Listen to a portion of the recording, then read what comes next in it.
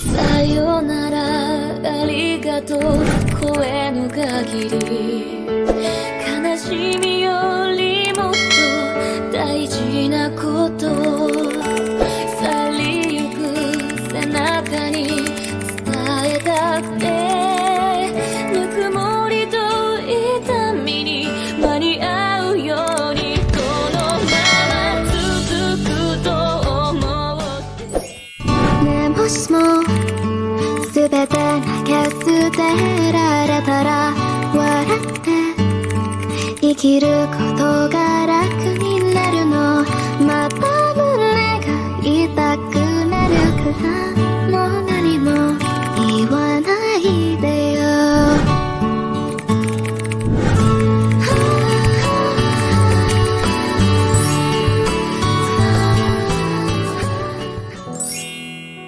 Miggy point of view. The worst one. I attempted to hold the door now of the boardroom.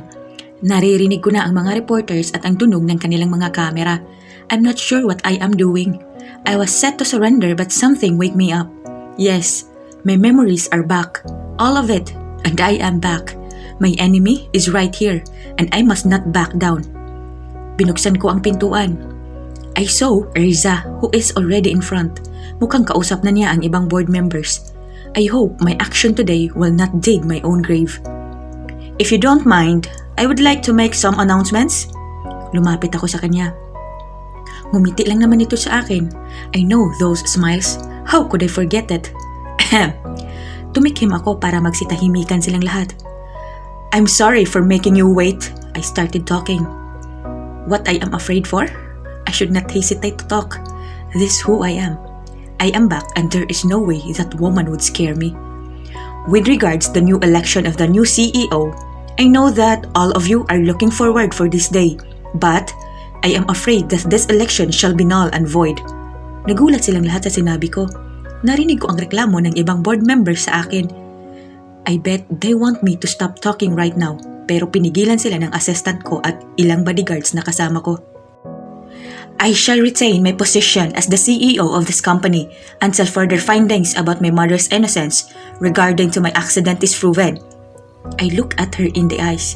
I know those trembling of her eyes and I miss it. Ano pong ibig sabihin ninyo, Mr. Del Rosario? Saan naman yung isang reporter? I've been investigating my accident for quite some time and it turns out my mother, Erza Harlet, has something to do with it. Further investigation will be publicly shared. Good day. Mabilis kong tinapos ang speech ko. Nang bumaba ako ng stage ay sumunod sa akin ang mga reporter. Madali namang pinigilan ng mga bodyguards ko ang mga ito. Guess it was an explosion. Damn, Miguel is really back. What the hell? As soon as I got into my office, my mother stormed in here. Making a fair fight with you. I glared at her. Napaatras ito at tumingin ng bahagya sa akin. Your memories are back. Napaigting pa ngang saad naman ito. Why? Don't you miss your son? Your son is back. Your evil son. I smirked. You never had a son who could follow you. The Miguel that you called son for 5 years is not your real son. Dagdag ko pa sa kanya. Alam mo ba kung anong ginawa mo? You are bringing shame to our family. Saad nito. Napakuyom ang mga palad ko, parang dumaloy ang mainit na dugo sa buong sistema ko. I reached for the flower vase and threw it. Ang lakas ng loob mong sabihin yan sa akin? When you almost killed someone 5 years ago? Napasigaw ako. Lumapit ako sa kanya at kinwelyuhan ko siya. Just to make it clear, I remember everything. I remember why I was the one who crashed into that truck. Umilag ako nang tinignan niya ako sa mata. I let go of her collar. You found out about Kyla. Nalaman mong pinapasundan ko siya. You know, I couldn't let her live her life carrying my mistake. So you threatened me to stop. Alam mong hindi kita susundin. You warned me a couple of times. I can't. So you made your move. You tried to kill her. You don't get to defend yourself. Lumingon ako sa kanya. Her eyes are filled with tears. I don't care. How could you kill a woman and a baby just for your own happiness? I said my words that are full of anger. Ang dami mong taong binakmail just to stop me from finding out my past, my friends, Journey, Corbin, and my dad, and my kids and their mother. You don't deserve anyone Who will be on your side? Lumapit ito sa akin at tangkang hahawakan ang kamay ko pero umilag agad ako. I did it for you, I swear, sabi niya. You said the same thing when you put me into the rehab, believing I would be safe?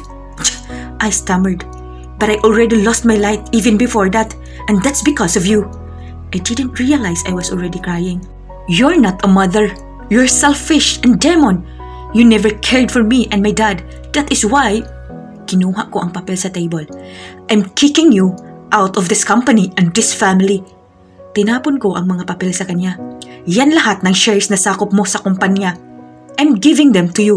If you wish to fight for your innocence and take over my position, you have the right to. But just so you know, I won't let you make your way out of this. Miguel, please. I can't. Anak, please. I will never forgive you what you did to Dad. Sa kabilang banda, Kyla, point of view. Uy!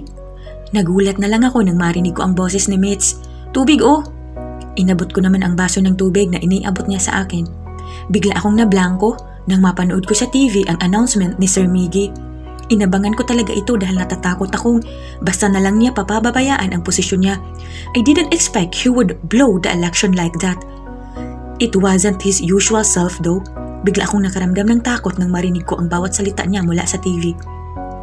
He's probably making his move now. Napasinghap si Mitch. Kung naalala na niya ang lahat, ibig sabihin kilala ka na niya. Nanlaki ang mata ko sa sinabi ni Mitch. Come to think of it, he turned into a different person after gaining his memories back. As for me, I remember what happened that night. Posible bang naalala na niya ako? I think I need to go somewhere. Napatayo kaagad ako. Without thinking, I rushed into his office, pero marami pa ring reporter sa labas. Dumaan ako sa parking lot. I took the stairs. Hindi ko na rin namamalayan kung nakailang hagdan na ako. Nagmadali akong pumunta sa office niya, pero hinarang ako ng mga bodyguards niya. Miss, bawal po. I just need to talk to him. Pagmamakaawa ko naman sa kanya. Let her in. Narinig kong nagsalita yung assistant niya, si Marks. Nang makapasok ako ay nakita ko kaagad ang bulto ni Sir Miggy na nakamasid sa bintana. Bigla akong napatigil. Parang ibang aura ang nararamdaman ko. Hi, Princess. Narinig ko ang sabi niya. I was frozen. I only remember one very dear person who used to call me that. Knight? I stuttered. It's been a long time. Lumingon ito sa akin. His Knight? How? Glad you remember me. Humakbang ito ng kaunti papalapit sa kinaroroonan ko. Knight saved me when I was a kid. At the party, I was lost in the woods and then he found me. Napatulala ako habang lumalapit siya sa akin. Right, I saved you as when you were a kid, but I also destroyed you 5 years ago. Parang nagdilim ang mga titig nito sa akin. Is this really Miggy? And the Knight I know when I was a kid? Iisang tao ba talaga sila? Miggy, nanginginig kong saad. It's about time you know the real me, Kyla. Kilala kita. Kaibigan kita at... No? Maagap niya akong pinigilan sa mga sasabihin ko pa sana. We were born nothing like friends. Tinalikuran niya ako. This voice, this coldness, this is not the Miguel I know. I devoted my life in destroying my mother and you are one of the pawns I created to do it. I am your enemy. He turned to see me. What the hell are you saying? Naramdaman ko na lang ang sunod-sunod na pagpatak ng mga luha ko. Getting you pregnant and humiliated was already my plan the moment I talked to you that night. But me, being the father was never my plan. I lost control and my plan failed. Umalingaw-ngaw sa buong silid ang tunog ng pagsampal ko sa kanya. How dare you say that to me? Napasigaw ako. Naninikip ang dibdib ko at nag-iinit ang buong sistema ko sa galit. I came here to check on him because I was always worried. But I never expected things would work out this way. That's right. Pakawalan mo ang galit mo sa akin. That should be the emotion you feel to me. Dahil sinira ko ang relasyon ng mga magulang mo, ang pamilya mo, at higit sa lahat ang buhay mo. Feel your rage towards me, Kyla. Feel the emotions that wanna kill me because you are meant to. Hinawakan niya ang mga balikat ko pero buong lakas akong kumala sa kanya. You're worse than your mother. Napayuko ako. It's too late saving you. Flashback, Night, Princess, and the Moonlight. Wow! Mommy! Daddy! Ano nga ba naman ang magagawa ng isang batang nawawala sa kagubatan? Umiyak, sumigaw. Ouch! Wah! Lalo pa itong napaiyak nang maapakan niya ang kanyang gown at nadapa ito sa lupa. Maybe running around with her dress brought her too much excitement that she forgot where she was actually heading. Kyla went to a Agres residence kung saan malapit sa bundok at kagubatan nakatayo ang malapalasyong bahay na ito. Ito ay gabi ng mga successful na businessman at businesswoman, and Aragon is one of the companies who is enjoying the peak of its victory in business. My. Nagulat ang bata nang biglang may nagtayo sa kanya. Talagang makulit ka, no? Ikaw na naman. Kanina, nagtatago ka. Ngayon, nawawala ka na. Yan, tingnan mo nangyari sa'yo. Pinunasan ng lalaki ang mga dumi sa mukha nito. Ikaw din ulit? Sabi din ni Kyla. I read this one fairy tale. There was a princess who escaped from the kingdom. She was lost in the woods, and a prince came to save her. Oh, tapos? You're my knight. Bumungis-ngis ito ng tawa. Okay, kung gusto mo paniwalaan yan, but we need to find out our way, princess. Napangiti ng pagkalawak-lawak si Kyla nang tinawag siyang princess ng lalaki. Nang maglakad ang lalaki ay sumunod siya dito. Teka kuya, what is your name? Maagad na humabol ito sa paglalakad ng lalaki. Sabi mo knight, di knight. Knight, nawawala ka din ba? Tanong naman ito sa kanya. Well, masyado akong nalibang kakanood ng buwan. Napatingin sila pareho sa maliwanag na buwan. It's the moonlight. Yeah, beautiful isn't it? Nagulat si Kyla nang maramdaman niya ang kamay ni Knight sa mga maliliit na balikat niya. Princess, if you keep walking away from the people who are taking care of you, you might really lost, you know? Tumagal sila sa kagubatan ng 2 gabi. Sa pagsapit ng 3 umaga, ay hindi na nakita ni Kyla ang lalaking nagligtas sa kanya. She ran everywhere to find him. Ngunit walang bakas ng Knight na nakasama niya sa gubat. Hindi man lang ako nakapagpaalam. Napaiyak na lang ito at napaluhod sa mga dahon. It was her first friend. Knight. While looking back to those moments they shared, she was crying like a baby. Hindi lang siya nagkaroon ng kaibigan, parang nagkaroon din siya ng kuya. End of flashback. Samantala, Kyla, point of view. I searched for Knight for almost 2 years. Hindi ko na siya nahanap. Wala rin lang akong alam tungkol sa kanya. That's why my dad told me to stop searching for him. He said I could find another friends if I want to. Pinunasan ko ang mga luha ko habang nakatingin sa salamin. Kyla? Mahinang tawag ni Mitch sa akin. I can't forgive him. I will never. Napailing-iling ako. Lumapit ito sa akin at hinagod ang likod ko. All this time, I cared the man who wanted to destroy my life. All this time, I have been in love with the wrong person. How could I face my kids? I asked her. How could I tell them that I found their dad, but their dad is a bad person? Hindi ko kayang isipin kung anong magiging reaksyon ni Dark, ni Kino, ni Sian. Dahil kahit wala silang ama na lumaki, they believed in their dad to return someday. They never hated him, nor cursed at him. Napayakap ako kay Mitch at doon ko ibinuhos ang lahat. Masakit sa akin, pero sigurado akong mas masakit para sa mga anak ko. If I were to choose, I would have let them believe the fairy tale I've been telling them than to know the truth. He doesn't stand a chance to be a father for my kids. They are too good for him. Ma? Napalingon kami pareho sa pintuan ng kwarto ng 3. Lumapit sa akin si Dark na nagkukusot pa ng mata niya. Bakit ka umiiyak? Nagulat na lang ako nang maiyak din ito. Oh, bakit Dark? Kinarga ko kaagad siya at pinunasan ang mga mata niya. Kasi umiiyak ka. Hindi ka naman umiiyak dati. Saad naman ito sa akin. Sa kabilang banda, Miggy, point of view. Miguel? Napatingin ako sa lalaking kalalabas lang ng taxi. Paano mo nalaman na dito ako nakatira? I noticed a tremble in his voice. Don't worry, I remember everything now. Napayo ko ito sa sinabi ko. Sorry. It would have been easier for you if I said everything. But you see, napalingon kami sa balcony ng bahay nila. Nakita ko ang isang babae na nag-aalaga ng bata. Nang makita nila si Charles ay kumaway ang mga ito sa kanya. I know, I sighed. I came here to apologize. He turned to me. Because you were also carrying my sins over this past year. Tumalikod ito at sinubukang punasan ang mga luhang nagbabadyang tumulo sa mga mata niya. I was an asshole, but I came to realize my worth when I have my family, and then your mother found me. He was threatening me. She's got her guards watching over my house. Buntis pa ang asawa ko sa pangalawang baby namin. I didn't know what to do. Takot ako. I was protecting my family so I pretended not to know anything. But I wanted to help you. I tapped his shoulder as I breathed deep. Now, it's time to let it all go, I said. These are my sins and mine alone. I am going to atone for it. What are you saying? He asked curiously. I will atone for my mistakes from the past. I am going to undo whatever my mother has done wrong, and my punishment for myself is not seeing the ones I care about and not to fall in love. I don't have the right to. If you keep doing that, anong diferensya ng buhay mo ngayon at noon? Aren't you supposed to move forward? I was a terrible person. In fact, I might have surpassed my mother. I don't have the right to live. Death would be so much easier punishment for me. I hope to see you around. Nagpaalam ako sa kanya at naglakad palayo. This life of mine, it was already meaningless even when I was a young. It's not only my mother, but myself. My heart is corrupted.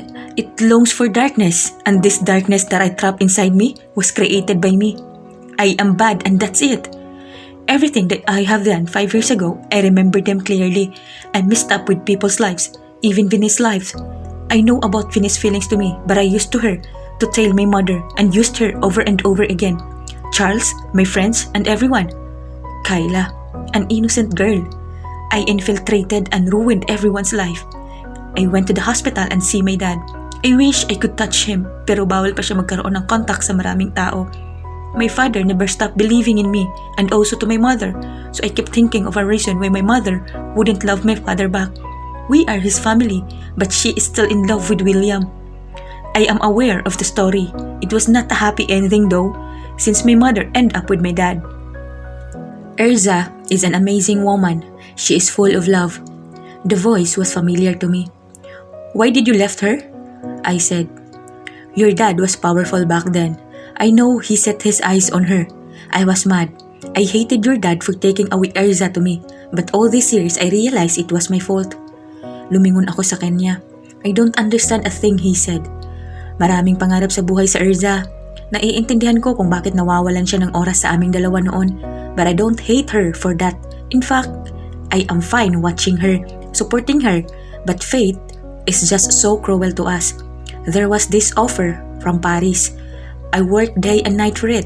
Gusto kong mag-ipon para sa kanya, pero hindi sapat dahil nagtanan kami at sariling pera lang namin ang inaasahan.